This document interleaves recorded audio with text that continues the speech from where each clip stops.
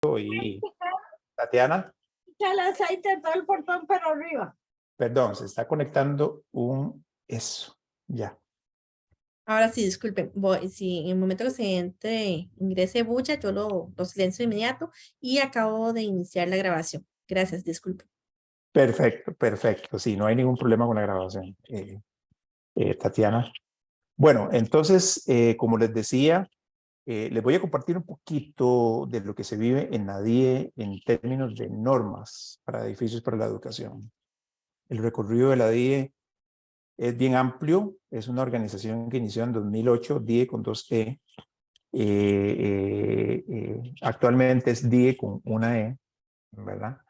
Pero es la misma DIE en el fondo, ¿verdad? Con direcciones diferentes, porque se manejan, cada administración que entra tiene su propio director, por lo general, ¿verdad? Entonces, el bagaje que se ha acumulado a nivel de normas es bastante amplio. Bastante amplio. La DIE ha desarrollado sobre la base de esta normativa proyectos como el que pueden ver acá, ¿verdad? Este es Ángeles, Sector Ángeles de Fortuna de San Carlos, ¿verdad? Es un proyecto desarrollado con profesionales externos, como todos los proyectos que hacemos nosotros, dirigidos por nosotros, ¿verdad? Y desarrollamos otros tipos de proyectos, ¿verdad? Vamos a ver si pasa. ¿Qué pasó que se me está pegando la presentación? Ya. Ahí pueden observar otros tipos de proyectos elevados. En algún momento en la administración de Abel Pacheco se les llamó aulas en zancos, ¿verdad? Hay varios edificios elevados en zonas inundables. Ustedes saben que hay zonas inundables que, en las cuales la población no quiere simplemente salir de ahí. Y bueno, hay que desarrollar en la zona inundable, ¿verdad? También se utilizan prefabricados. Ahora vamos a hablar un poquito en cuanto a la norma de este tipo de elementos que pues no son el ideal o el desarrollo óptimo de infraestructura, pero los arquitectos han logrado desarrollar obras muy, muy interesantes con prefabricados, ¿verdad? Políticamente ha sido difícil salir del tema del prefabricado, ¿verdad? Porque el país no tiene los recursos para estar haciendo obras como las que vimos inicialmente, no todas se pueden hacer así, ¿verdad? Y hemos desarrollado también edificios de 2, de 3 niveles, ¿verdad? Cosa que antes nunca se había desarrollado a nivel de infraestructura pública, ¿verdad? Esta es una escuela, el Instituto Julio Acosta de San Ramón de Alajuela, ¿verdad? Aquí podemos ver el CTP de Santo Domingo. El arquitecto hizo un trabajo muy interesante con las texturas de pisos y demás, ¿verdad? Respetando siempre la normativa. Esto es una presentación general para que ustedes más o menos se den cuenta de qué es y qué ha hecho la DIE a lo largo del tiempo. La DIE ha realizado la actividad de normalización y vamos a ver si empezamos para ir al grano, ¿verdad? En la actualidad existe el Reglamento de Requerimientos de Diseño Arquitectónico sobre Edificios para la Educación Pública y Privada en Costa Rica, que es un decreto MEP. El que vaya a desarrollar obras privadas, ¿verdad? Edificios para centros educativos privados, universidades privadas, etcétera, pueden referirse a este reglamento, ¿verdad? Que es el 41103 MEP. Empezó a regir desde el 31 de mayo de 2018. Y sobre este vamos a basar esta charla porque el tema es muy amplio y en 40 minutos es difícil ver los dos reglamentos, aunque los dos reglamentos son prácticamente lo mismo, ¿verdad?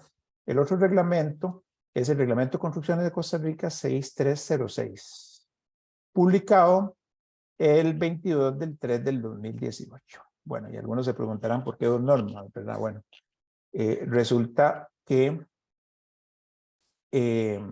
la primera norma de edificios para la educación se desarrolló en 1980, fue aprobada en la Asamblea Extraordinaria de Representantes del Colegio Federado ¿verdad? Como reglamento de la Ley de Planificación Urbana, y fue publicada en la Gaceta en 1983.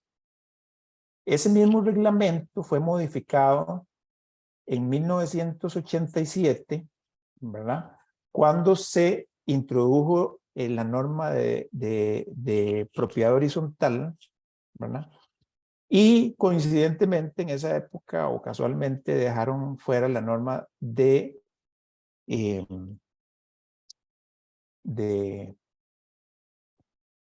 hoteles y la norma de edificios para la educación. En esa época, el Colegio Federado desarrolló lo que llamaban el Código Urbano. No sé si algunos de ustedes lo conocieron. Ahí permaneció la norma hasta el año 2012. Todos creíamos que estaba vigente, ¿verdad? Y resulta que no. Resulta que en 1987 nos habían dejado sin norma para edificios para la educación. Por dicha, gracias a Dios, que seguimos utilizando el Código Urbano y por medio de la norma de edificios para la educación, la DIE y el antiguo CENIFE lograron erradicar prácticamente el concepto de universidades de garaje. Hubo una época en la que en Costa Rica cualquiera ponía una universidad y la hacía en la cochera de la casa, por eso le decían universidades de garaje. Cuando logramos implementar esta norma y regular, jalarle las riendas a los que desarrollan edificios para centros educativos privados,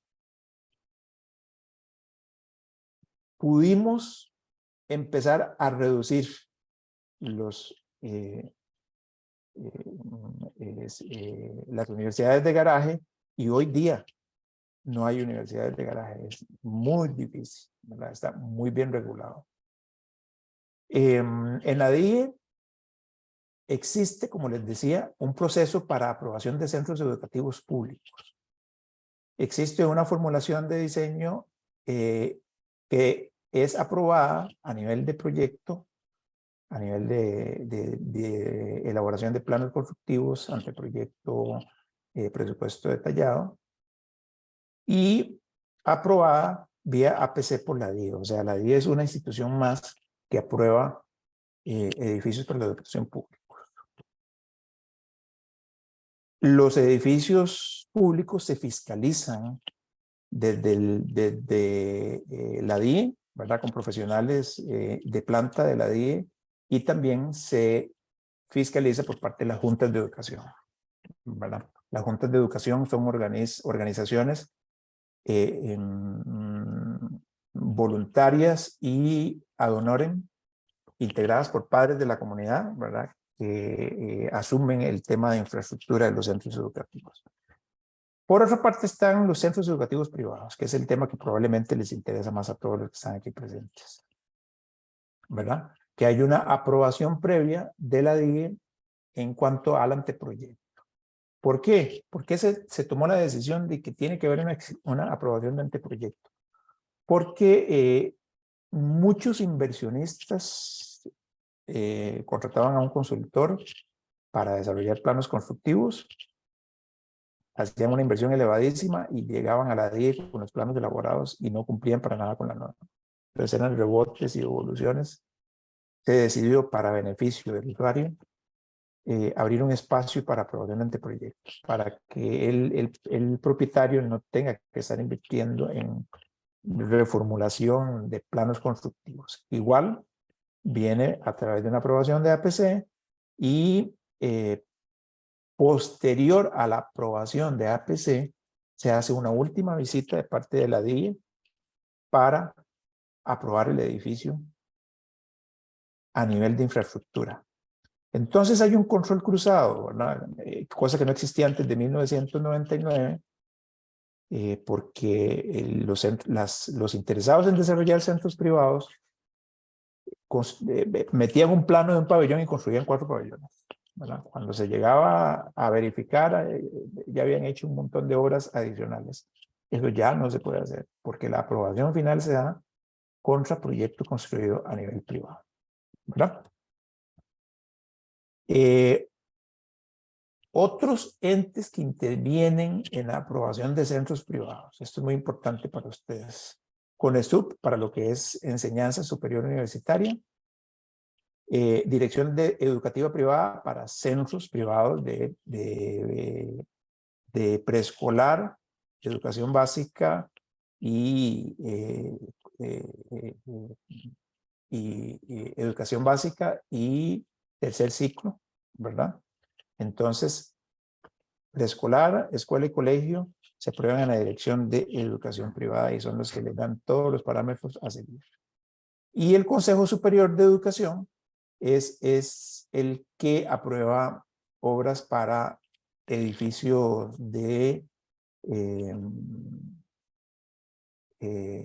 para universitarias, ¿verdad? Entonces, los parauniversitarios los ve el Consejo Superior de Educación, que es el máximo órgano de paso del Ministerio de Educación Pública. La ley de construcciones, y esto es muy importante transmitírselo a los que vayan a ser ingenieros municipales, porque a veces nos encontramos ingenieros municipales que quieren venir a cerrarle una obra a la DIE. La DIE es parte del gobierno central, por lo cual tiene independencia de las municipalidades. Y ahora vamos a ver unos detalles que es importante complementarlo al tema de norma. El artículo 75 de la ley dice que los edificios públicos, o sea, los edificios construidos por el gobierno de la República, no necesitan licencia municipal. Tampoco la necesitan edificios construidos por otras dependencias del Estado, siempre que sean autorizados y vigilados por la Dirección General de Obras Públicas del MOP. ¿Verdad? Entonces,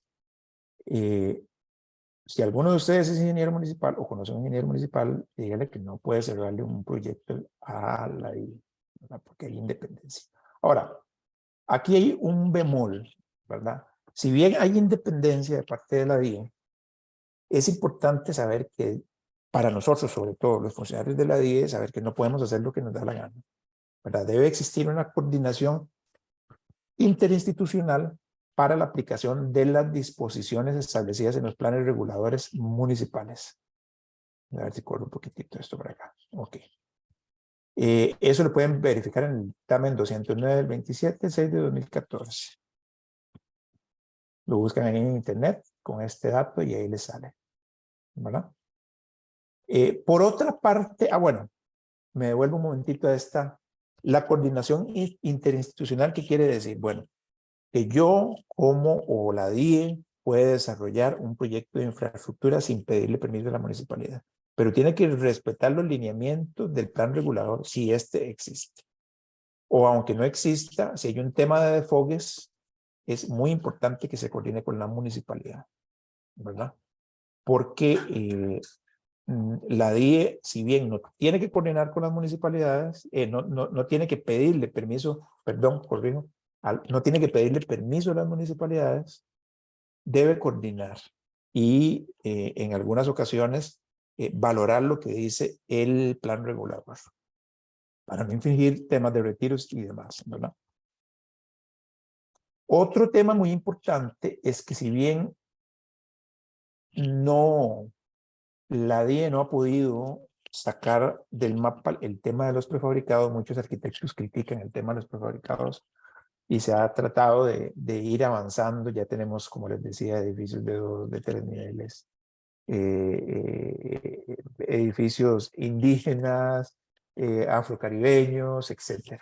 Tenemos un montón de planos tipo que han sido desarrollados a lo largo de los años y el prefabricado se reguló. Ahora, no, antes de 2014, cualquier hijo de vecino le vendía al Ministerio de Educación, no a la DIE, panelería hecha, fabricada, panelería de prefabricados de columnas y baldosas horizontales, hecho en la casa del vecino, ¿verdad? Nosotros hemos visto escuelas que se hicieron sin permisos, porque acá abunda ese impulso de los ticos de hacer las cosas sin permisos, ¿verdad? Abundaba, ahora está muy regulado. Pero nos dimos cuenta de baldosas que eran un atentado, ¿verdad? Entonces, en conjunto con INTECO promulgamos la norma INTC 132-2014, la cual evolucionó a INTC 131/2019, en la que fusionaron elementos prefabricados de concreto de vivienda con los de infraestructura educativa mediante el sistema constructivo baldosos horizontales y columnas. Es importante que cualquier ingeniero o arquitecto que construya tiene que saber que la empresa que le venda baldosas y columnas tiene que estar certificada por Inteco, ¿verdad? Ok. ¿Qué nos faculta como organización a utilizar las normas de carácter voluntario y promulgarlas y fomentarlas?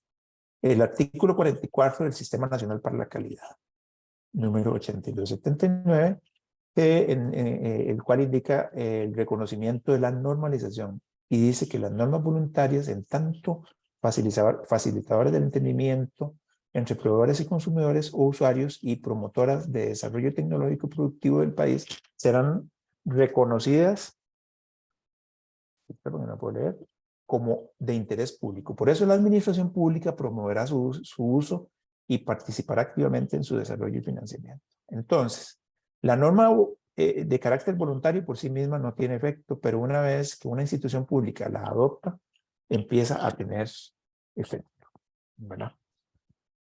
Vamos a ver.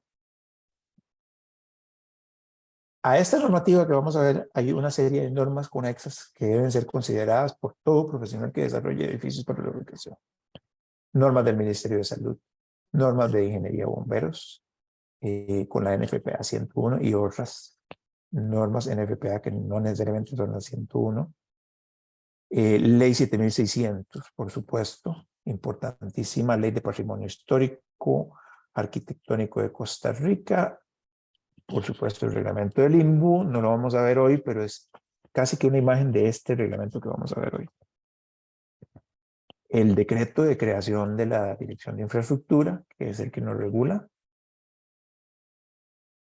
El famoso CETENA, obviamente tiene que regularse cierto tipo de obras que requieren de estudios de 1 y de 2, ¿verdad? No vamos a detallar porque eso sí es bien amplio. Obviamente la disponibilidad de agua es muy importante. Colegas, que la tomen en cuenta cuando desarrollen un proyecto de infraestructura. No vaya a ser que pase lo que le ha pasado a algunos que desde 2015 están desarrollando un proyecto y a estas alturas se dan cuenta que no tienen disponibilidad de agua. No hay pozos certificados en la zona, ¿verdad? Por Senara. Y simplemente el proyecto no pasa.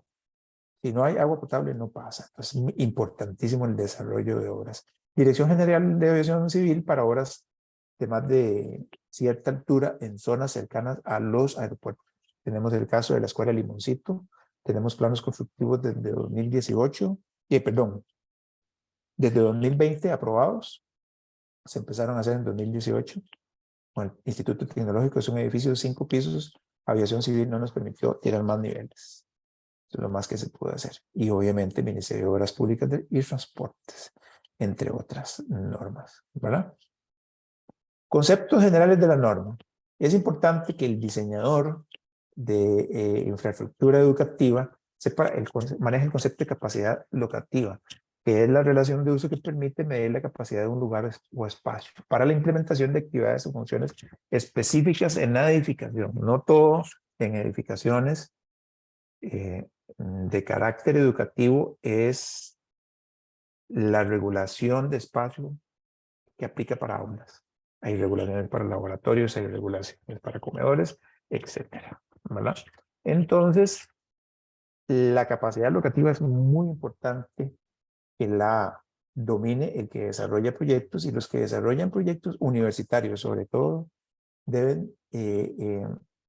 universitarios privados, deben conocer el tema de capacidad locativa instalada, que es la capacidad de la cual dispone el inmueble, ¿verdad? La capacidad locativa instalada no necesariamente es la que se puede hacer en una ronda de utilización del inmueble, sino que pueden haber varias jornadas. Una universidad, sábados y domingos. Entonces la capacidad locativa instalada la pueden multiplicar montones de veces. Y capacidad locativa requerida es la que pide la norma. Es la que les dice a ustedes en un aula, ustedes no pueden meter más niños de los que admite la norma de 1.9 metros cuadrados por alumno, establecida en la NFPA. Entonces, esa es la capacidad locativa requerida, ¿verdad? Vamos a entrar un poquito en el contenido propiamente de la norma de edificios para la educación que les mencioné inicialmente. Entonces vamos a empezar a hablar de las obras de infraestructura educativa, ¿verdad? Y los terrenos en cuanto a su ubicación. Es importantísimo que las obras de infraestructura, cuando se ubiquen en el terreno, se consideren muy bien las curvas de nivel y se vean las pendientes de con las cuales vamos a tener que lidiar en el diseño. Eso es muy importante porque eso va a desembocar directamente en aspectos de accesibilidad al espacio, ¿verdad? Que están regulados por la ley 7600. El acceso vehicular tiene que estar separado del peatonal, espacios de vegetación. Vamos a verlo rápidamente porque no hay mucho tiempo. Los centros educativos que ustedes vayan a desarrollar tienen que estar ubicados en zonas donde no hayan elementos perturbadores a la salud y a la tranquilidad de los educantes, ¿verdad? Como accesos principales sobre vías ferroviarias, carreteras sin la debida señalización por la seguridad vial, tendidos de alta tensión, etcétera, ¿verdad? Que tienen que tener sus retiros y hay servidumbres muy específicas para esto. Además, debe considerarse los decibeles de los elementos o de las actividades que se desarrollan alrededor. Aquí hay un diagrama que más o menos le indica al diseñador donde los decibeles que se deben utilizar en un centro educativo idealmente no deben pasar de 60, ¿verdad? Pero hay ciertas actividades, por ejemplo, un camión puede llegar a 90, 100 decibeles, un equipo tocando en una casa vecina puede llegar a 100, 120, un balazo a 140, etcétera, ¿verdad? Entonces, es muy importante que el diseñador lo considere a la hora de ubicar un centro educativo. Además, debe cumplir con todas las normas dispuestas que mencioné anteriormente, ¿verdad? La Ley General de Aviación Civil, alineamientos del MOP, áreas de protección de cuencas de la ley forestal, alineamiento municipal, importantísimo, aunque no nos dan permiso las municipalidades, tenemos que respetar el alineamiento municipal, los planes reguladores, zonas especiales para conducción de redes, agua, alcantarillado, electricidad, etcétera, que todas tienen sus servidumbres definidas. Plan regulador, del GAM, ¿verdad? Es importantísimo, y de todas las municipalidades, etcétera. Y los edificios, muy importante, no deberán estar ubicados a menos de, no lo estoy viendo aquí, de la distancia legal establecida respecto a los locales comerciales que expendan bebidas alcohólicas o con contenido alcohólico, ¿verdad? Estos son, si no me equivoco, 400 metros. No pueden haber bares y ese tipo de obras 400 metros. Obviamente, uno ve escuelas que tienen un bar a la par. Probablemente el bar está antes que la escuela y hubo ahí alguna irregularidad a la hora de ubicar. Vamos a ver qué más. Aquí podemos ver la forma de ubicar pabellones. Obviamente, cuando se ubican los pabellones transversalmente a las curvas de nivel, los movimientos de tierra van a ser mucho mayores. Vamos a tratar de ubicarlos. Vamos a tratar de mover y de impactar el terreno lo menos posible, ¿verdad? Porque esto es muy importante. Y por acá también podemos ver que los pabellones se pueden adosar a los colindantes. O sea, no hay retiros hacia los colindantes.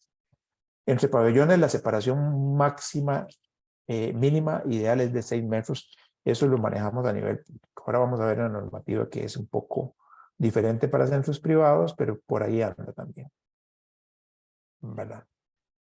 A nivel de aprobación de planos, por ejemplo, aquí vemos un centro educativo que fue inspeccionado y aprobado por la Dirección de Infraestructura, es el Pan American School, ¿verdad? Un desarrollo del arquitecto Bruno Estaño. Me tomó el permiso de remitirlo ahí a don Bruno, que cumplió a cabalidad con el tema de las normas. El documento de aprobación que les va a emitir la DIE, a ver si lo logro sacar aquí está. Es este documento que están viendo acá, ahí les va a quedar en los documentos que se le van a enviar a Tatiana y a Gerardo, ¿verdad? Acá se hace constar que la obra cumplió a cabalidad con toda la revisión de la DIE a nivel de normas, y este es el documento que ustedes tienen que subir a APC. Si ustedes no suben este documento, les pueden rechazar los planos, ¿verdad? La DIE especialmente. Y por otro lado, existe la aprobación, el documento de aprobación de centros educativos públicos. Para los que desarrollen obras públicas, que también puede haber aquí mucho interesado en desarrollar obra pública, este es el documento de aprobación. Se los voy a mostrar muy rápidamente. Ahí indica todos los elementos y dice que la obra fue revisada y que cumple con toda la normativa, ¿verdad? Estos, además, indican las cantidades de matrícula y la cantidad de secciones según el nivel educativo preescolar, primaria y secundaria, y otros en caso de que sean universitarios, etcétera, ¿verdad?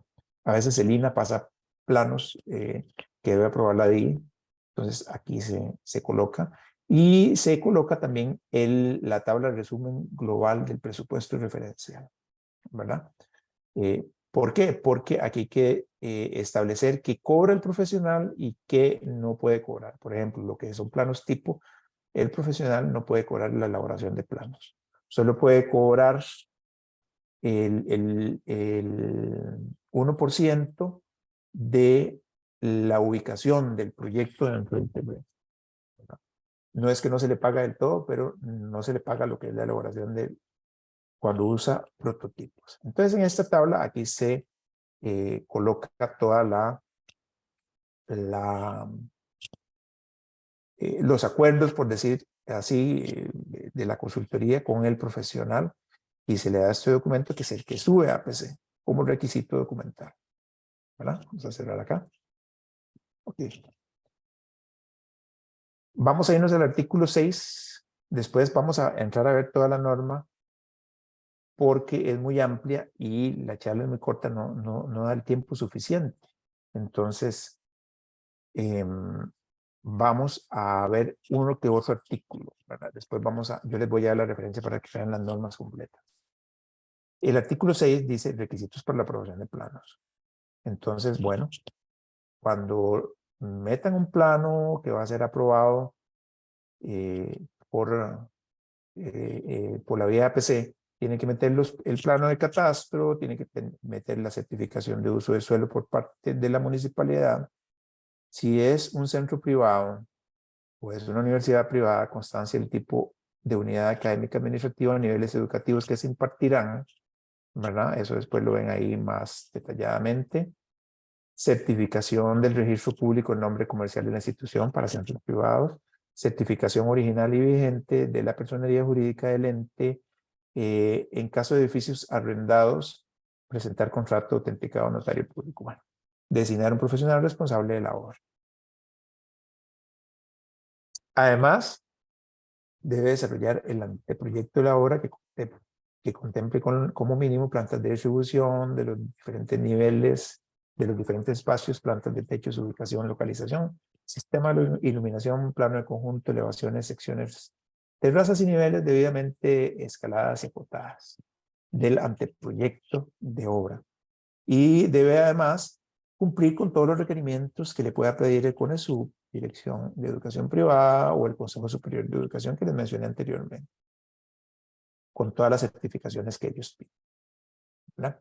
En cuanto artículo 11 del área del lote y la edificación, nos vamos a encontrar con una novedad en el reglamento aprobado en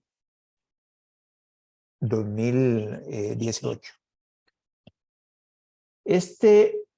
Anteriormente, en el reglamento de 1983, que le mencionaba, que lo derogaron en el 87, los metrajes cuadrados para centros educativos eran en un plano, eran para edificios de un solo nivel. No había regulación para edificios de 2 o más pisos. Entonces, ¿qué era lo que pasaba? Que para centros educativos de preescolar y primaria se piden 10 metros cuadrados por alumno, ¿verdad? Entonces, si el terreno tenía 1000 metros cuadrados, usted podía meter ahí 100 alumnos, ¿verdad? Que era lo que le daba. Resulta que si el centro educativo privado tenía un terreno aquí en San José que medía 1000 metros cuadrados, no podía meter más de 100 alumnos. Era una limitante de la norma muy ruda que limitaba el desarrollo, ¿verdad? Entonces, la DIE modifica esta norma e implementa una estrategia que ahorita la vamos a ver. Por otra parte, para secundaria y para universidades son 15 metros cuadrados por alumno, ¿verdad? En zonas urbanas con edificios de 2 o más niveles aplicarán las áreas de cobertura máxima establecidos en este reglamento o según el plan regulador. De repente nos podemos dar cuenta de que en las zonas urbanas el plan regulador puede decir que no hay, que puedes cubrir el 100% del área y eso para la DIE no va a ser ningún problema, ¿verdad? Ya con la nueva distribución de áreas, ya el desarrollador tiene más opciones e incluso puede desarrollar edificios de gran altura, regulados en la NFPA, ¿verdad? Para educación. Creo que ya hay una universidad que está haciendo un edificio de más de 8 pisos. Bueno, ¿por qué es que ahora se puede y antes no se podía? Ya les voy a explicar. A ver.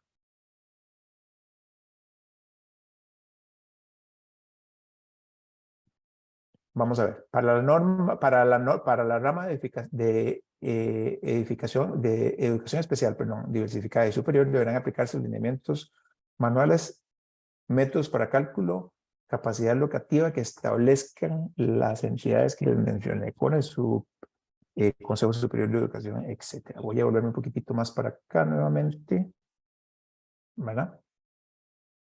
Vean que el detalle que nos va a permitir a nosotros abrir perdón, es que se me abre,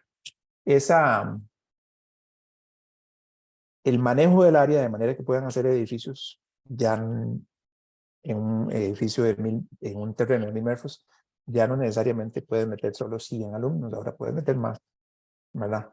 Según las regulaciones adicionales que te permitan la altura del edificio. Puedes meter la altura que te permita aviación civil, etcétera, la municipalidad, etcétera. Ok. ¿Por qué? Porque ahora se considera la sumatoria del área de la edificación más el área de la superficie libre útil del terreno. Entonces, ¿qué es lo que significa esto? Que ahora, vamos a ver más adelante, esta ya la pasamos, la superficie libre mínima que se pedía a razón de 4 metros, se pide a razón de 4 metros por alumno para centros de educación preescolar y de 4.5 metros para tercer ciclo y educación diversificada, ¿verdad? Para universidades hay otras regulaciones. Vamos a ver, al considerar esos porcentajes es muy importante y por eso metí intercalado este aspecto. Cuando las zonas son declaradas ambientalmente frágiles, podríamos toparnos con un problema de cobertura mucho más complejo. Por eso está metido aquí en este espacio de cobertura, ¿verdad? Podría ser que la municipalidad te diga de 2 hectáreas lo que puedes cubrir es el 20%. Y ahí se te alteró totalmente el esquema que estamos estableciendo en este momento. Por eso se hace la salvedad en el artículo 12 del reglamento de edificios educativos, que en las zonas declaradas ambientalmente frágiles hay que tener cuidado con el tema de los áreas, ¿verdad? Ok. Ahora les voy a hacer un resumen para que ustedes entiendan toda esta mezcolanza de áreas, ¿verdad? Las zonas de juego recreativas pueden estar consideradas dentro de la superficie libre y tienen que tener 2.25 metros cuadrados por alumno para todos los niveles, ¿verdad?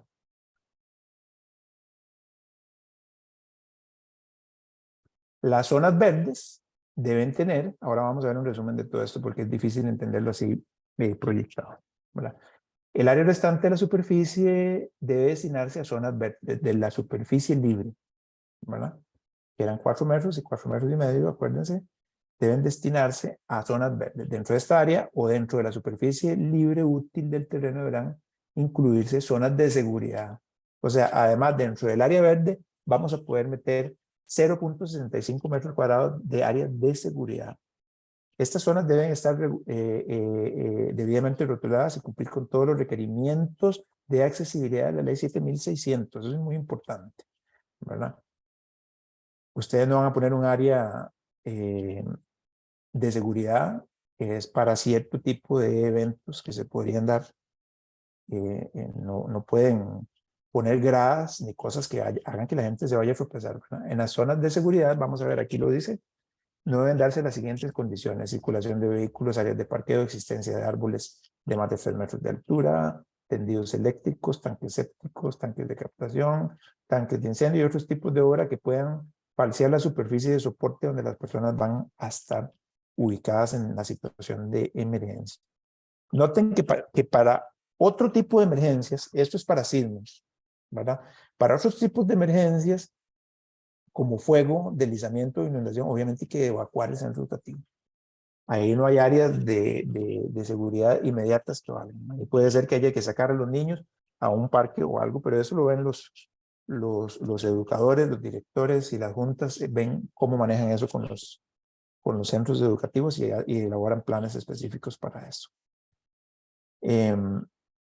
En centros de educación superior privada, el área verde se dispondrá según lo estipule el plan regulador de la zona respectiva o en su defecto conforme lo indicado en este artículo, que es lo que les mencionaba. Puede ser que para ciertas universidades la municipalidad le diga cubra todo, el 100% del terreno, y es válido. ¿Por qué? Porque de repente hay parqueos en la zona y la municipalidad maneja otros sistemas, ¿verdad? Ok. Vean aquí cómo se distribuye el tema de los métodos. Vean, para preescolar y primer ciclo y segundo ciclo, que es hasta sexto grado, 10 metros cuadrados por alumno, que fue lo que vimos. Tercer ciclo, cuarto ciclo superior, 15 metros cuadrados, ¿verdad?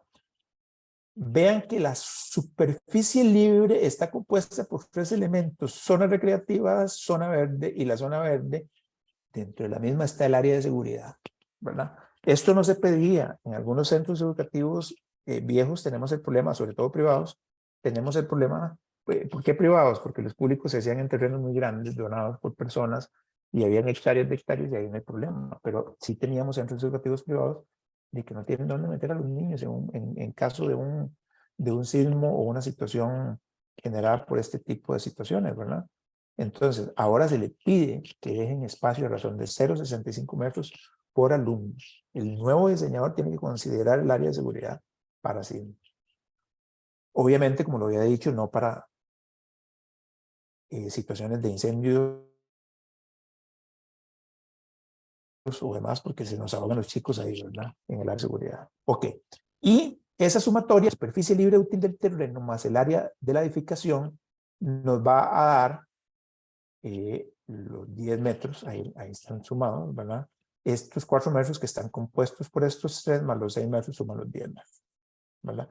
Y 15 metros para el resto de los niveles superiores. Noten que tenemos 6 metros cuadrados, perdón, me pasé a la otra diapositiva.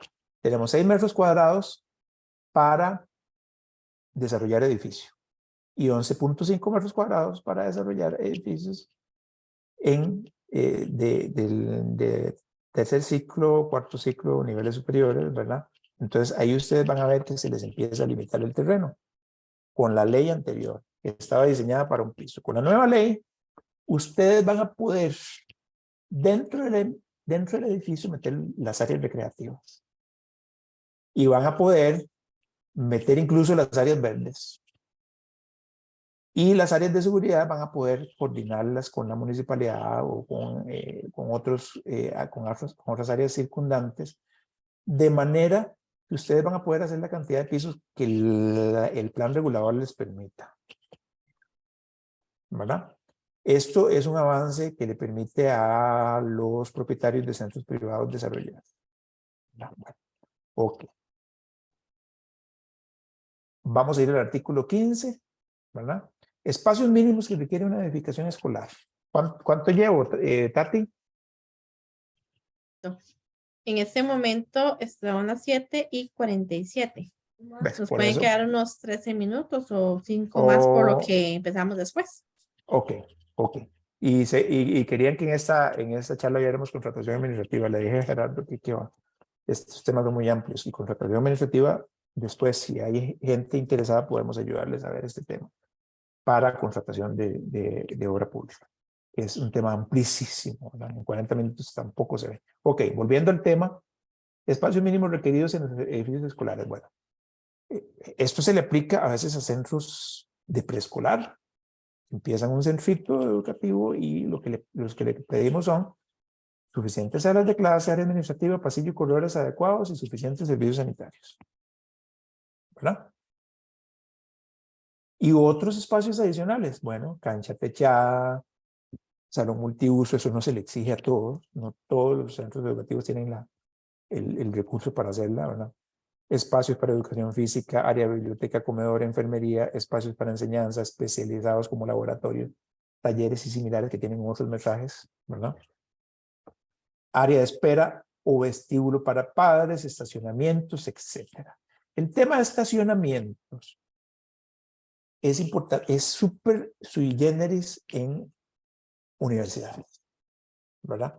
Porque en universidades es amplísimo, todo el mundo va en vehículo, todos los estudiantes universitarios privados van en su carro. Entonces ahí hay un tema de que en espacios, vamos a ver, de parqueo para centros de enseñanza preescolar y primero y tercer ciclo, segundo y tercer ciclos, estamos hablando de 100 metros cuadrados, de un parqueo, perdón, por cada 100 metros cuadrados, de área de piso, ¿verdad? Útil, o sea, excluyendo circulaciones, servicios sanitarios y demás, ¿verdad? O por cada 40 asientos o personas, suponiendo la capacidad máxima, o sea, ahí tienes que incluir profesores, director y todo lo demás, ¿verdad? Entonces, por cada 40 usuarios, incluyendo los alumnos, va un parqueo, ¿verdad? Vamos a meternos el reglamento porque ya aquí yo sabía que nos iba a agarrar más o menos el toro, entonces aquí metí bueno, cuando ustedes busquen una norma, muchachos, traten de buscar Sinalevi, no agarren un PDF de la norma porque los PDF pueden estar desactualizados. Entonces ustedes se meten, ustedes le dan Sinalevi y ahí les va a mandar a las últimas normas vigentes. Si hay alguna derogatoria, ahí les va a salir, etcétera, ¿verdad? Entonces ya toda esta parte del reglamento, voy a ver cómo hago para... Ahí pueden ver bien el texto o está un poco pequeño. Yo lo veo bien, no sé los demás, pero se visualiza bien. Ok, listo. Ya todo esto lo pasamos, ubicación, trámites de aprobación, aprobación de infraestructura, vigencia de la aprobación. Bueno, eso es importantísimo. Cuando son centros privados, hay una vigencia para la aprobación que se les dio. O sea, no es que se les aprueba la infraestructura y es para toda la vida, ¿verdad? Esa vigencia es de 5 años y a los 5 años el CONESUB o la DI o el que sea va, le revisa a ver si requieren más infraestructura o no, ¿verdad? Bueno, estos temas de oferta educativa son con CONESUB y con centros docentes privados. vimos el tema de área y lote de la edificación, vimos la superficie libre mínima, vimos las zonas de juego recreativa, las zonas verdes, espacios requeridos en los edificios para la educación, fue lo último que vimos. Y por aquí es importantísimo, ok, este punto es muy importante. No logré meterlo en las diapositivas porque ya se me hacía muy extenso. Los centros de educación superior privada deberán proveer espacio de parqueo según lo disponga el plan regulador de la zona. Que el plan regulador puede decir que no ocupa parqueo y nosotros no podemos hacer nada, o al menos el 20% de su capacidad local, ¿verdad? Entonces noten que aquí, y esto por jornada, ¿verdad? O sea, el edificio en su capacidad máxima, el 20% de los usuarios, ese es el parqueo de una universidad privada. Es amplísimo, son enormes. Ustedes van a universidades privadas buenas y ven que son enormes la cantidad de espacios porque de otra manera no les da la demanda. Obviamente ahí pueden implementar carpooling y todo eso, pero bueno, eso es otro tema. Otro punto importante, obviamente todos esos espacios cumpliendo con la ley 7600, incluso los parqueos tienen una regulación en la ley 7600, ¿verdad?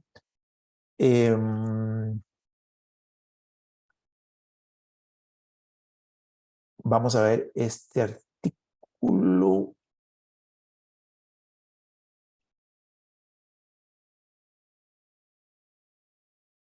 Ok, este artículo se incluyó para centros educativos públicos porque hay casos, por ejemplo, como la Carpe. Les cuento, el centro educativo La Carpe, si ustedes quieren ir a conocerles, es muy lindo, lo diseñó un compañero. Parece una nave espacial metida dentro de La Carpe.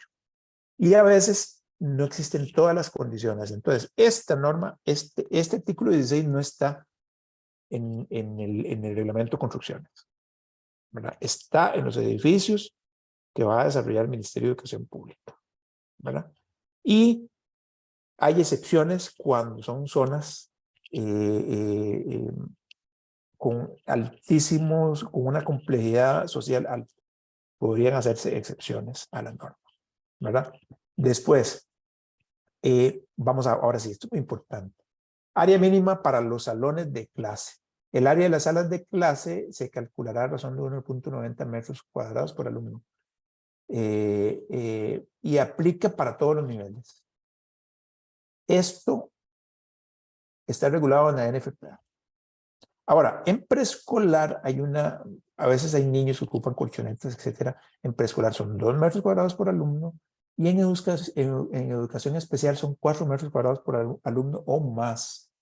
En educación especial es todo un tema que el arquitecto e ingeniero que incursione acá tiene que entrar y valorar. Y en ADIE nosotros les damos seguimiento. Pero eso no está en esta norma, ¿verdad? Por ejemplo, hay niños con reto múltiple que tienen todas ¿cómo decirlo? Porque es un tema muy delicado. Todas las afecciones pueden ser sordos, pueden ser mudos, pueden tener paraplegia. Entonces, el niño tiene que venir con el padre.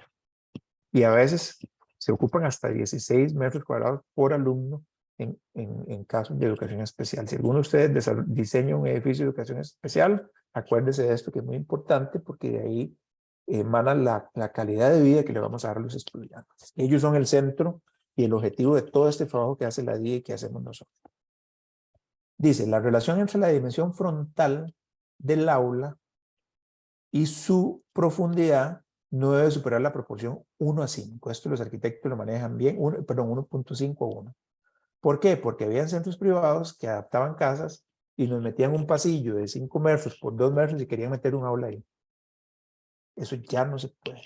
La proporción tiene que ser mínimo 15 a 1, ¿verdad? Para tal fin, el ángulo horizontal de visión respecto a la pizarra debe ser de 30 metros cuadrados y entre la pizarra y la primera fila de alumnos no puede haber menos de 2 metros. Entonces, ahí ya hay parámetros que antes no existían. Vamos a verlos aquí en la presentación rapidito, a ver si logro mostrárselos. Ahí se ve las aulas de Centros educativos públicos y privados preferiblemente tienen que estar orientadas al norte, tienen que tener ventilación cruzada, la capacidad es de 1.9 metros cuadrados por alumno, las puertas deben abrir afuera sin intervenir en el pasillo. ¿Por qué? Porque si tienes una puerta de metal como las que colocan en el sector público y la colocas a este nivel y abrís para el pasillo, el niño puede ser que no se muera en un sismo, pero se puede morir del puertazo que le va a dar el compañerillo fogoso, ¿verdad? Que tira la puerta y viene el otro corriendo y lo golpeó, le fracturó la nariz o algo. Entonces, las puertas tienen que abrir acá y tiene que haber un espacio de maniobra para las personas cubiertas por la ley 7600, ¿verdad? Entonces tiene que haber un 1.5 metros de diámetro. Otro asunto importantísimo que les quiero mostrar en cuanto a la ley 7600 son los espacios para servicios accesibles. Vean que tienen las opciones de 1.55 por 2.25 o 1.90 por 1.90. ¿Qué es lo que priva en la definición de este espacio? Bueno, que la silla de ruedas pueda virar al 100%. Si una persona en silla de ruedas, que es la situación más crítica, pueda virar, ¿verdad? Si ustedes colocan los inodoros, colóquenlos dejando un espacio para que la silla pueda entrar lateralmente. Y colóquenlos del lado derecho. ¿Por qué? Porque las personas con discapacidad, la mayoría también son diestros. Es el mismo patrón que las personas Mario, regulares. Sí, perdona, Efraín tiene la mano levantada y tal vez para aprovechar el espacio que salga una consulta de adelante, esto mismo. adelante, Efraín. Sí, ¿Cómo está, Mario? No, es una bien. pregunta con respecto a esto que nunca había podido solucionar y tal vez vos me puedas guiar un poquito. Con respecto a las puertas que abren hacia afuera, tanto en baños como en aulas. Siempre me han preguntado, ¿son válidas las puertas corredizas? Para este tipo de aposentos, sí. No es lo ideal para aula. La puerta Para aula corrediza no, pero para baños sí se podría. sí se podría. Idealmente que abata, ¿verdad? Pero sí, porque hay ciertos tipos de discapacidades en que la persona tal vez no tiene la posibilidad de correr bien la puerta, se acepta, pero lo ideal es que abra hacia afuera. Obviamente tiene que estar abriendo hacia un elemento de soporte, no puede abrir hacia un pasillo, ¿verdad? Probablemente si tienes una pared hacia acá de respaldo, entonces la puerta abre o una mampara o algún elemento, ¿verdad? Que reciba la puerta para que no la reciba el niño en la cara, ¿verdad? Eso es importante que el diseñador lo proyecte. Y otra cosa importante, Efraín, es que si le colocas una pared, ya sea adentro o afuera, eso no está aquí, pero sí está en la norma, tienes que dejar un espacio mínimo de 40 centímetros entre el llavín, perdón. Discúlpeme que es que donde le doy el clic se me va.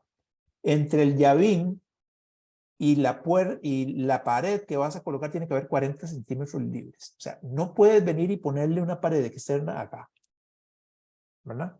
Porque hay personas que tienen algún tipo de discapacidad que les impide, digamos, si una persona no puede mover el brazo, ¿verdad? Lo tiene inmóvil y vos le pones el llavín en una esquina, la persona no va a poder abrir la puerta, ¿verdad? Entonces, esos son aspectos muy importantes. Gracias por la consulta. No sé si te quedó claro, Efraín. Clarísimo, muchísimas gracias, más bien. Para servirles. Ok. Otro aspecto importantísimo, los lavatorios que tengan una altura adecuada y un espacio para que la persona en silla de ruedas pueda meter los pies, ¿verdad? Noten acá cómo se ubica la silla de ruedas a la par del inodoro. Entonces me devuelvo. Vean que el inodoro se está colocando de manera que las barras quedan a la derecha, siempre.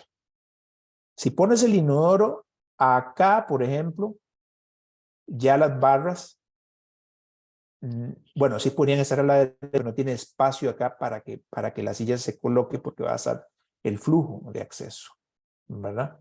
Si colocas el inodoro acá, por ejemplo, perdón, acá, ¿verdad? Según yo estoy con AutoCAD. Si colocas el inodoro, digamos, con el tanque acá y la parte para sentarse de este lado, ya las barras van a quedar del lado izquierdo. Pues tengan cuidado con ese tema, voy a pasar rapidito para no... Ok, Otro aspecto que me interesa montones que sepan es que en el artículo 302, en esta norma no se regula el tema de los ascensores de esa manera, pero en el reglamento de construcciones sí. Y en el artículo 302 del reglamento de construcciones dice que los edificios para uso educativo de 2 o más pisos es obligatorio instalar un ascensor. Vean este detalle porque es importante que lo tomen en cuenta, y el ascensor debe contar con señalizaciones de tipo visual, auditivo y táctil. Debe tener una alarma por si una persona con discapacidad o regular tiene una descomposición, tiene que tocar la alarma y esa alarma tiene que llegar a un lugar donde haya. Ese tema de la accesibilidad es muy apasionante, ¿verdad? Hay otro artículo en la otra norma, por eso lo estoy metiendo aquí porque no lo vamos a ver ahora, que es el aislamiento acústico. La otra norma, alguien incluyó este artículo y a mí me parece muy bien que lo hayan incluido, no lo incluyó la DIN, ¿verdad? Y dice, adicionar los elementos construidos verticales, horizontales o inclinados que sirvan de pared divisoria o medianeras que deben tener un índice de reducción acústica, perdón, medianeras deben tener un índice de reducción acústica mínima de 45 decibeles. O sea que cuando habla de un lado del aula, la pared debe absorber al menos unos 45 decibeles. ¿Por qué? Porque el nivel permitido en los centros educativos es de 60 decibeles. Entonces, lo máximo que puede pasar al otro lado son 15 decibeles, y 15 decibeles casi no se percibe, ¿verdad?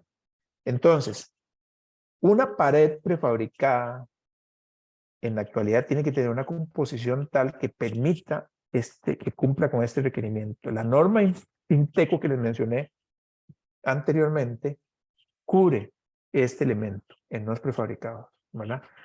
Si no es prefabricado, la pared mínimo no le den menos de 6 centímetros de espesor. Idealmente bloques de 12 o de 15, ¿verdad? Para que no haya ruido entre una aula y otra donde se ocupe. Hay lugares en los que más bien se ocupa el ruido, ¿verdad? Pero bueno. Bueno, esto no. Esto lo vamos a ver en la otra norma. Aquí está el tema del ángulo visual.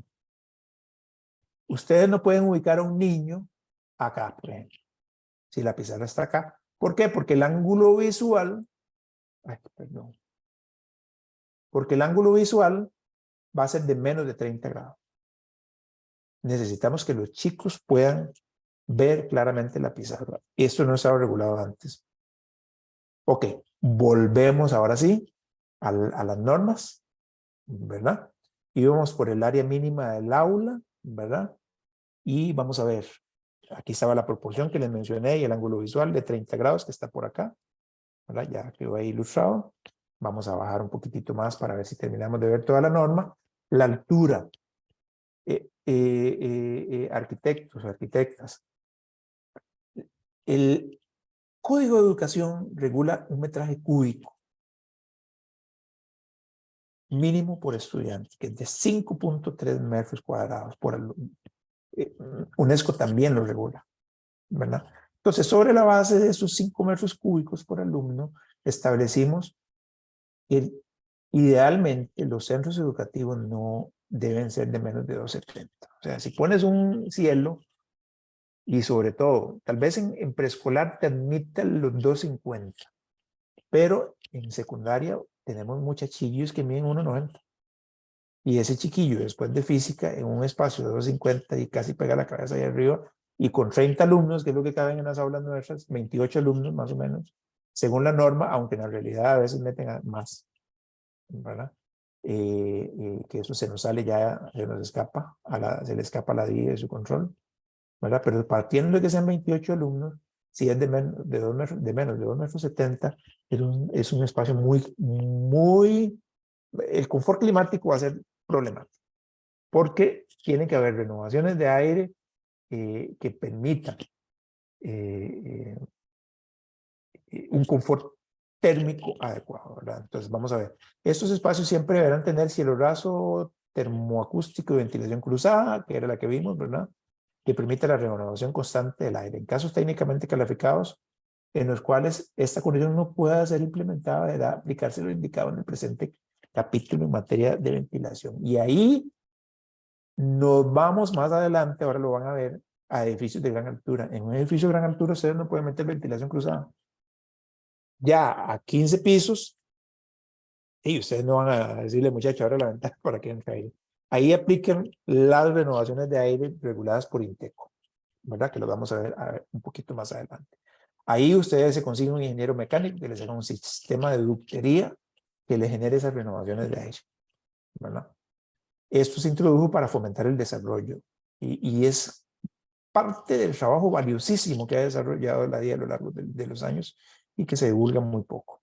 Y yo agradezco a Proyectar que nos está dando esta oportunidad. Vamos a ver, la iluminación natural es muy importante. Las aulas tienen que tener iluminación natural. Algunos laboratorios podrían decir que no, pero las aulas sí, y las bibliotecas. Dice, la luz natural que reciban los espacios educativos deberá ser directa, ¿verdad? De preferencia proveniente del norte, porque es donde hay una mayor difusión lumínica, ¿verdad? Sur es un poco más deficiente, este y ustedes conocen los problemas, pero se puede, ¿verdad? La norte la que difunde mejor. Si esta orientación no es posible, los ventanales deberán tener protección adecuada contra la radiación solar. O sea, hay que colocar parasoles. Las ventanas deberán tener una dimensión mínima equivalente a una quinta parte de la superficie del piso. Eso no vamos a detallarlo porque ustedes lo estudian después. Vamos a ver. El acceso principal de la iluminación, entendiéndose como el que ingresa por la ventana opuesta al pasillo de acceso al aposento, deberá estar libre de obstáculos a una distancia mínima de 1.5 veces la altura de la fachada entre pabellones o colindancias o en el primer nivel, incrementándose esta distancia 1 metro por cada piso adicional o fracción, según lo señalado por el plan regulador de la zona. ¿Qué es lo que quiere decir esto? Que ustedes a una ventana de un aula, si tiene un pasillo del otro lado que quita iluminación, por decirlo así, y le meten otra aula a 1 metro, eso es atenta contra el confort de los estudiantes, ¿verdad? Entonces, eso no se puede. Aquí están reguladas las dimensiones que tienen que haber. Igual, si ustedes colocan aula confrontada con aula, tienen que respetar esta separación para que en términos acústicos los niños de un aula no interfieran con los de otro, ¿verdad? La ventilación. Dice, los muros opuestos, aquí se regula lo que les mencionaba de los ingenieros mecánicos que podrían ayudarles a ustedes en edificios de altura, ¿verdad? Dice, los muros opuestos a las ventanas de aulas, bibliotecas, talleres que no utilicen sustancias peligrosas y otros espacios que en que convenga esta característica deberán tener aberturas ubicadas de tal manera que permitan la ventilación cruzada, cuya magnitud será determinada por las condiciones climáticas de la zona. Las ventanas deberán permitir regular la ventilación, debiendo abrirse por lo menos un 50% de la superficie bruta. En todo caso, los espacios destinados a enseñanza magistral deberán permitir 12 renovaciones o cambios de aire por hora. Importante, muchachos. Si ustedes tienen un aula a la que no le pueden dar ventilación natural, el ingeniero mecánico tiene que darles una solución que permita 12 renovaciones o cambios de aire por hora. Nota importante. Se permitirá el uso de ventiladores, inyectores y extractores en caso de que no se logre el nivel de confortabilidad requerido en forma pasiva. Hay lugares en los que la velocidad del viento es escasísima en algunas épocas, en las más calientes a veces, entonces se pueden utilizar elementos auxiliares.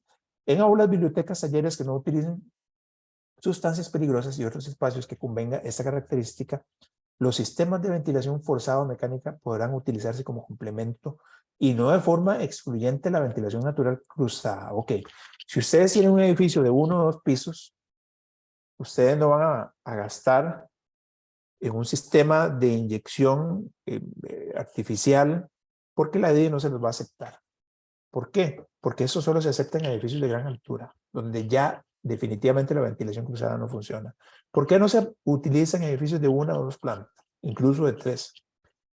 Porque esos sistemas fallan. Y en centros educativos a veces falla el aire acondicionado o el extractor o el ventilador, lo que sea, y los chicos se quedan 2, 3, 4 meses, 1 año, porque nadie hace la reparación. Si es un centro privado y los propietarios están en alguna situación, pueden dejar el espacio sin el aire acondicionado y no hay ventilación cruzada y estamos mal. Entonces, en edificios de alturas regulares de 1 a 3 pisos, no se puede usar sistemas forzados. ¿Verdad? Tienen que procurar que hayan ventilación pasiva, que es lo más importante. Mario, permiso. Sí. Por aquello ya son las 8:11.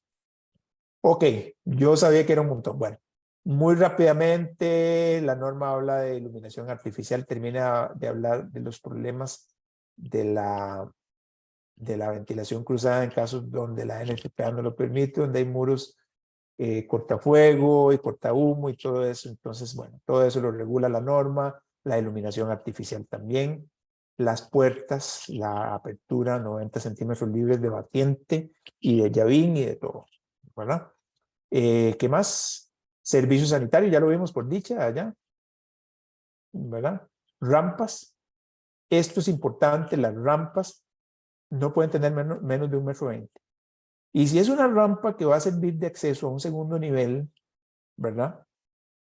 Esta rampa tiene que tener un ancho mínimo de 1,50 m. Bueno, ahí ustedes pueden entrar y verlo, porque se va a constituir no en una opción alternativa, sino que va a ser el acceso principal al segundo piso, 1,50 m de ancho. Ok. Pasos cubiertos, esto es importante, arquitectos. Cuando hay una rampa dentro del itinerario normal, no es una rampita en un parque, ¿verdad? Sino que, por ejemplo, dentro del itinerario normal, para que todos los estudiantes ingresen a las aulas o a las bibliotecas, etcétera, si existe una rampa, esa rampa tiene que ser cubierta. Muy importante, porque ahora lo pide la norma. Antes resulta que dejaban la rampa descubierta y te echaban las escaleras. Entonces llegaba un compañerito, un muchacho que puede caminar con un compañerito en silla de ruedas, está lloviendo y el compañerito que puede caminar trepa por las gradas cubiertas con toda la facilidad y el niño en silla de ruedas tiene que irse por una rampa mojándose hasta llegar arriba. Entonces, rampas en itinerarios principales cubiertas. Los anchos mínimos de escalera 1,20 y aumentan según los metros cuadrados de superficie útil. No me voy a detener a eso, eso ustedes lo pueden estudiar después. Iluminaciones de emergencia, pasillos mínimos en educación en Costa Rica, 2,40 m mínimo. Independiente de que la NFPA te diga que puede meter 1,20 m o que el Ministerio de Salud te diga que en un Sensinay puede meter 1,20 m. Edificios públicos o privados valorados por la Dirección de Infraestructura, 2,40 m mínimo de pasillos, ¿verdad? Y esto aumenta según la cantidad útil del pabellón. Barandales y pasamanos y bordillos muy importantes, estudienlos, colegas. Recorrido vertical, acuérdense del ascensor, pero también hay plataformas. No puede ser un montacargas, colegas, no puede ser un montacargas, algo hechizo. Eso tiene que cumplir a cabalidad con todos los estándares de la NFPA. O sea, hay regulaciones especiales para ese tipo de elevadores y solo se pueden usar en un nivel. Ustedes no pueden usar una plataforma para un edificio de 5 pisos. Edificio de dos pisos en adelante, y 3 pisos bueno, para todo edificio para la educación se ocupan ascensores, ¿verdad? Pero en algunos tramos ustedes pueden usar plataformas para solventar de un nivel a otro, nada más. No pueden haber plataformas para más niveles. Y aquí habla de todos los elementos que tienen que tener botonera, con rotulación braille y una serie de elementos. Hay regulación para residencia para estudiantes, salidas de emergencia, acabados interiores, eso la NFPA lo regula más que bien. Y un transitorio único que se le dio a los centros privados y bueno, espero que les haya gustado o les haya generado información y un valor agregado esta exposición. Y bueno, primero que todo, indicarle, antes de irme, nada más agregarles que el esfuerzo para hacer estas normas no es solo de este servidor, es de muchos funcionarios de la Dirección de Infraestructura que han trabajado años para lograr tener una norma tan completa y que no es una norma que sofoca, es una norma que se va a lo principal, ¿verdad? No te regula qué tipo de vidrio vas a tener que poner, eso lo tiene que traer el arquitecto. No te regula una serie de cosas porque tampoco se trata de que la norma sea sofocante, ¿verdad? Pero es una norma muy equilibrada y muy bien ponderada, desarrollada por funcionarios de la DIE en un trabajo serio de muchos años, que ha logrado, y repito nuevamente, ayudarle a Costa Rica y a los hijos de los costarricenses a tener universidades con infraestructura educativa más segura en momentos de críticos, ¿verdad? Más confortable e idónea para el desarrollo de los procesos de enseñanza-aprendizaje. Trabajo bien desarrollado y bien logrado por funcionarios de la DIE. Si quieren, no sé, Tatiana, si abrimos un espacio para consultas o ya me comí todo el tiempo. No, no, en realidad estamos súper entretenidos escuchando y cada vez creo que salen más dudas o más consultas. No sé, los participantes si tendrán alguna consulta al respecto. Más bien, don Mario, aprovecho para darles las gracias por su colaboración y brindarnos este espacio y un poquito del gran conocimiento que usted tiene sobre la materia. Ya me han escrito, Tatiana, contrataciones, ¿para cuándo? Entonces, agendarlo próximamente, si Dios lo permite. Tenemos espacio Con para todo marzo. gusto. Ya tenemos la agenda llena para enero y febrero, gracias a Dios, con bastantes colegas que quieren dar sus charlas y su retroalimentación. Entonces, más bien agradecerle por parte de Proyectar y como siempre, entre todos de manera recíproca, solo con nuestros conocimientos podemos brindarle un valor agregado a todos los demás. Me parece que Manfred tenía la mano levantada, pero en ese momento, vamos a ver. Perdón, Tati, Cuéntame. para la de contratación necesito más espacio. ¿Por qué? Porque entró en vigencia una nueva ley. O sea, derogaron por completo la ley anterior y metieron una nueva ley. Entonces, es sumamente complejo. Hay que rehacer manuales, guías, procedimientos. Todo hay que rehacerlo a la nueva ley. Todo se maneja a través de SICOP. Las juntas no pueden manejar SICOP. Entonces hay un transitorio que se está implementando, hay una autorización que están por darnos a finales de este mes. Hasta que todo eso no se resuelva y estén claros los nublados, yo prefiero esperarme para darles una charlita bien completa. Bueno, tal vez Perfecto, no te a mediados preocupes. de año podría ser. Genial, ahí lo estamos coordinando. En realidad, esto es un trabajo constante. Ya abriendo el espacio en caso de que alguno tenga alguna consulta o comentario o alguna anécdota al respecto. Excelente, adelante. Buenas noches. Buenas noches. Bueno, primero agradecerle por la información. Yo hace bastante tiempo trabajé cuando era dibujante con proyectos del DIE y apenas vi la charla me llamó la atención porque hay que estarse empapando diariamente de esto y tenerlo al dedillo. Entonces me llamó mucho la atención. Puntualmente, bueno, reitero como lo dijo la arquitecta, el interés de la parte administrativa, de la contratación administrativa y inclusive este tipo de diseño lleva como mucho detalle, por decirlo de alguna forma, y podría, no sé, lo sugiero nada más, podría verse algún caso específico porque los arquitectos somos muy gráficos, entonces donde vamos viendo un plano y vieron cómo resolvieron, nos salen dudas y podría inclusive lo hago solamente a manera tal vez de recomendación para la parte 2, inclusive de la norma de esta, porque todos los puntos que tocó muy interesantes le entiendo completamente que uno puede detenerse en un solo tema y explicarlo por largo rato. Entonces, Correcto. no, le reitero, muy agradecido por la información y yo creo que da para punto 2 hasta punto 3 este tipo de charla en el ámbito educativo y que es muy recurrente, inclusive nosotros como arquitectos somos a veces muy críticos de esto, pero necesitamos también empaparnos para dar criterio, ¿verdad? Gracias, arquitecto. Eso que usted dice es muy importante. Los funcionarios de la DIE, y yo puedo dar fe de que la mayoría, no todos, porque ustedes saben que no todo es homogéneo, ¿verdad? Hay diferencias, somos humanos. la mayoría de funcionarios de la DIE tienen la camiseta puesta y saben que este tipo de trabajos se traducen en beneficios para los estudiantes, para nuestros chiquitos de preescolar, nuestros sobrinos, nuestros, bueno, yo tengo nietos, ¿verdad? Nietas, nieto y nieta, nietos y nietas son mucho. Nuestros amigos, nuestros familiares, están y desarrollan un amplio espacio de su vida en salones de clase y esto tiene que cumplir. Este trabajo no se hace para que figure un profesional, un arquitecto, un ingeniero, se hace para que los niños del país, y en este caso la mayoría que son los del sector público, tengan infraestructura digna. Es una lucha muy fuerte que se da a nivel de la DIE para lograr eso, con todas nuestras virtudes y defectos, con todas las virtudes y defectos que tiene cualquier institución del país.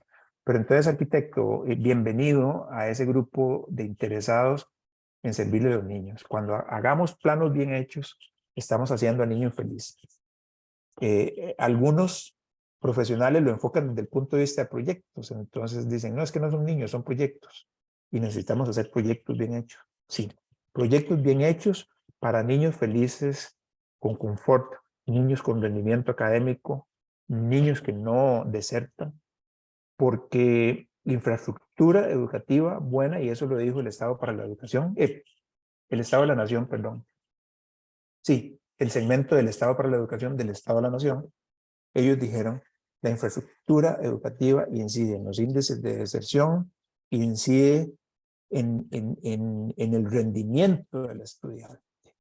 Y lograr esas dos metas como arquitectos, fomentarlas a nivel país, es muy importante. Si el día que yo me muera, si logré algo un poquitito, dejarle al país en esto, me sentiría muy satisfecho.